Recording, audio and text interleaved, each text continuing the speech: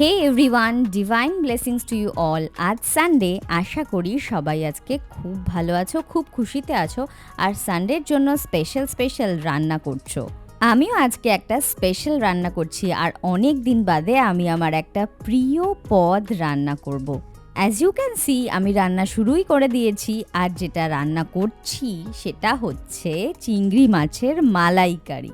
আমি জানি তোমরা সবাই আমার থেকে অনেক ভালো রান্না করতে পারো। আমি তো অত ভালো পারি না, তার উপর বিয়ের পরেই আমার রান্নার হাতে খড়ি। তাই আমি আমার মতো করেই রান্নাটা দেখাচ্ছি। তোমাদের কেমন লাগলো অবশ্যই আমাকে কমেন্ট বক্সে জানিও। জানি অনেকেই চিংড়ি মাছের মালাইকারি করতে গেলে গলদা চিংড়িটা খোসা না ছাড়িয়েই রান্না করতে পছন্দ করো। আমিও সেরকমভাবেই খেতে পছন্দ করি, কিন্তু এইবার খোসাটা ছাড়িয়েই রান্না করছি এই প্রথমবার। প্রথমে মাছগুলোকে নুন হলুদ মাখিয়ে রেখেছিলাম কিছুক্ষণ, তারপর সর্ষের তেলে ভালো করে মাছগুলোকে ভেজে নিচ্ছি।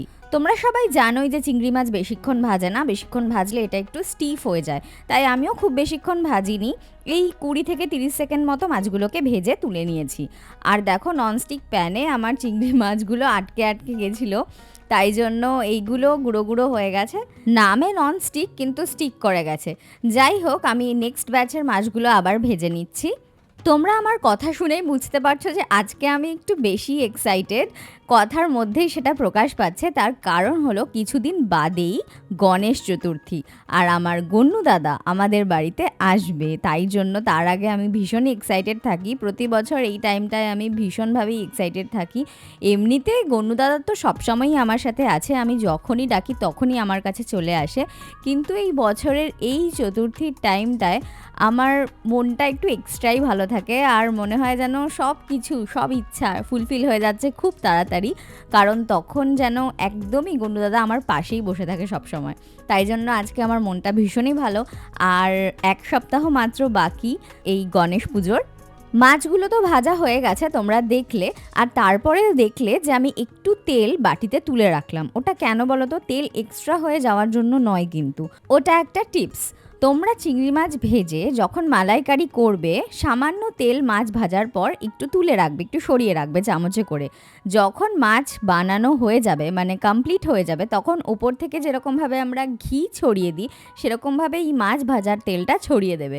দেখবে একটা দারুণ অ্যারোমা আসবে। এরপর শুকনো লঙ্কা, তেজপাতা, গোটা গরম মশলা ফোড়ন দিয়ে কিছুক্ষণ নেড়ে চেড়ে আমি দিয়ে দিলাম পেঁয়াজ বাটা। পেঁয়াজটা আগেই মিক্সিতে বেটে রেখেছিলাম। পেঁয়াজের সাথে কিন্তু আদা রসুন কিচ্ছু বাটিনি। আর আমি প্রথমে ঘি দিতে ভুলে গিয়েছিলাম বলে এখন দিয়ে দিচ্ছি। 1 চামচ ঘি একটু তেলের সাথে মিশিয়ে তারপরেই রান্নাটা করবে।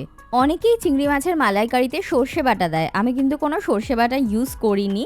আমি শুধু পেঁয়াজ বাটা, রসুন বাটা এসব দিয়েই মাছটা রান্না করেছি। আর এখানে দেখতেই পাচ্ছ পেঁয়াজ বাটাটা ভালোভাবে ভাজা ভাজা হয়ে গেলে, তারপর যখন এটা থেকে তেল ছাড়বে, তখন আমরা হলুদ গুঁড়ো আর লাল লঙ্কার গুঁড়ো দিয়ে দেবো। এখন আসলে আমরা রোজই এতটাই বিজি থাকছি যে দিনের দিনে আমি তো ভিডিও আপলোড করতে পারছি না। এই ভিডিও হয়তো 2 দিন 3 দিন পরে আপলোড হবে, কারণ রোজই আমাদের গণেশ পুজোর জন্য বেরোতে হচ্ছে। এখনও নিমন্ত্রণ করা কমপ্লিট হয়নি, সেগুলোও করতে হচ্ছে, প্লাস কেনাকাটি করতে হচ্ছে, তাই জন্য একটু দেরি হচ্ছে। মশলা দিয়ে গ্রেভিটা কিছুক্ষণ কষিয়ে নেব, তারপরে অল্প অল্প করে নারকেলের দুধ দেব। একটুখানি শুকিয়ে যাবে, তারপরে আবার একটু নারকেলের দুধ দেব। এরকম করে করে গ্রেভিটা বানিয়ে নেব। এখনও কিন্তু আমি নুন চিনি কিছুই অ্যাড করিনি, ওগুলো সব পরে হবে। এই যে এইবার অনেকটাই কষে এসছে, এরপর আমি দিয়ে দেব নারকেলের দুধ। অল্প করেই দেব।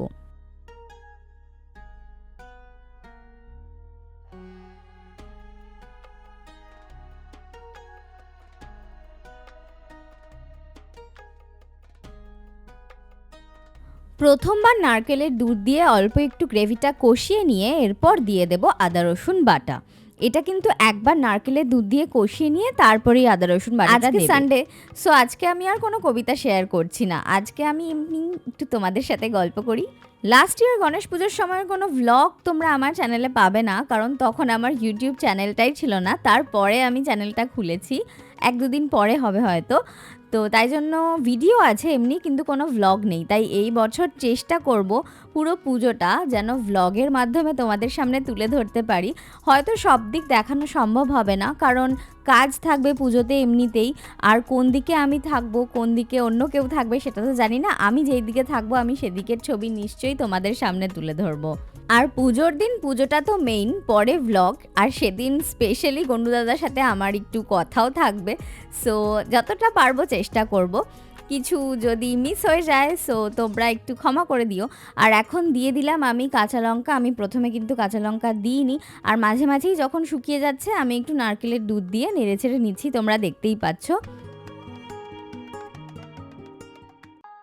আর ২-৩ দিন বাদেই আমাদের সারা বাড়িতে আলো লাগানো হয়ে যাবে, তারপর প্যান্ডেল করা হয়ে যাবে। তখন দেখতে বাড়িটা কি অপূর্বই না লাগে। এই স্টেজে এসে তোমরা নুন আর চিনি দুটোই দিয়ে দেবে। এতক্ষণ কিন্তু আমি কোনো রকম নুন বা চিনি ইউজ করিনি, এই প্রথমেই আমি নুন মিষ্টি এগুলো দিলাম। এই গণেশ পুজোটা নিয়ে আমাদের যতটা এক্সাইটমেন্ট থাকে ঠিক ততটাই এক্সাইটমেন্ট আরও একজনের থাকে, আর সে হলো নান আদার দ্যান গোল্ডি। আমরা যেখানে ঠাকুর বানাতে দিয়েছি ও ওই কাছাকাছি একটা জায়গায় পড়তে যায়। রোজই ও পড়ার থেকে ফেরার সময় আমাদের ঠাকুরটা একবার করে দেখে তারপর আসে। আমরাও অত ঠাকুরটাকে রোজ চেক করতে যাই না, কিন্তু ও রোজ কতটা বানানো হয়েছে, কেমনভাবে বানানো হচ্ছে সব কিছু দেখে আসে আর আমাদেরকে এসে খবর দেয়। আর তখন যদি তোমরা ওকে দেখো এত এক্সাইটমেন্ট নিয়ে কথাগুলোও বলে, তাই আজকে ভাবছি বিকেলের দিকে একবার আমরা নিজেরাও ঠাকুরটা দেখতে যাব কেমন হয়েছে। বেশ অনেকক্ষণই কষানো হয়েছে গ্রেভিটা থেকে কেমন তেল ছেড়ে দিয়েছে তোমরা দেখতেই পেলে। এরপর বাকি নারকেলের দুধটা ওর মধ্যে পুরোটাই দিয়ে দিচ্ছি, মানে এরপরে আর দেবো না, এটাই লাস্ট টাইম, সবটা দুধই দিয়ে দিচ্ছি। এরপর গোল্ডির জানো তো আরও একটা গুণ আছে, ও প্রত্যেকটা পুজোয় নিজে হাতে ঠাকুর বানিয়ে পুজো করতে ভীষণ ভালোবাসে।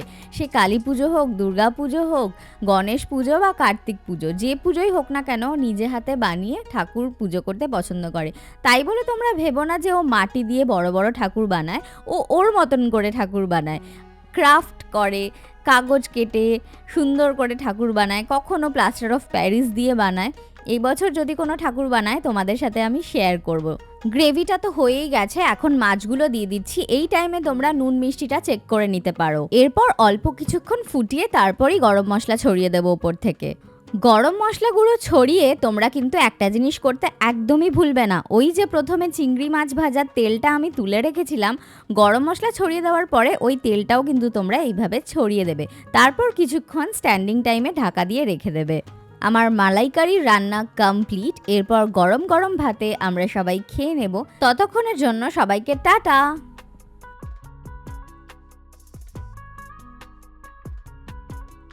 আমাদের সবার খাওয়া দাওয়া হয়ে গেছে, আর এখন আমি কি করতে বসেছি তোমরা দেখতেই পাচ্ছ। হ্যাঁ, দেখতে পাচ্ছ, কিন্তু বুঝতে পারছো কি, আমি এখন গানের খাতায় গান লিখছি। আরে না, আমি গান করি না, গান করেন আমার শাশুড়ি মা। তাই ওনার গানের স্কুল থেকে বলে দিয়েছে যে গানগুলো তুলতে, আমি সেগুলোই খেয়ে দিয়ে উঠে তুলছি। 2টো গান তোলা হয়েছে, আরও 2টো গান তোলা বাকি। তা আমি এখন ওই গানগুলোই বসে বসে তুলি, আর তোমরা তোমাদের কাজ করো। আর এখানে শাশুড়ি মা আরও গান খুঁজছে আমাকে দিয়ে আরও কী গান লেখানো যায়।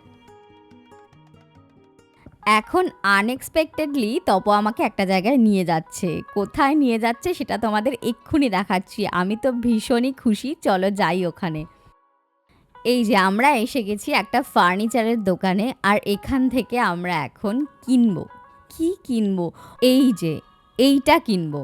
এটা হচ্ছে একটা কফি টেবিল।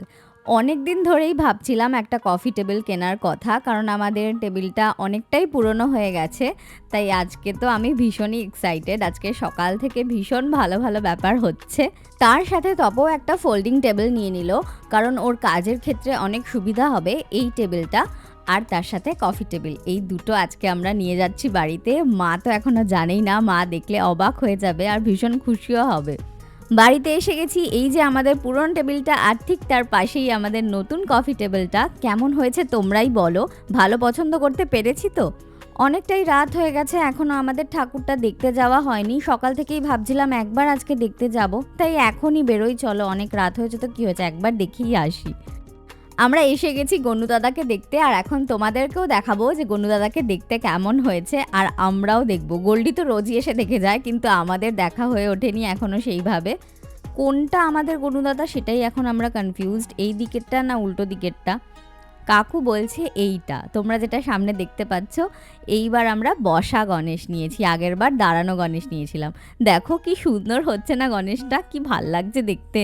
এখানে আরও অনেক গণেশ রয়েছে যেগুলোর কাজ এখনো চলছে।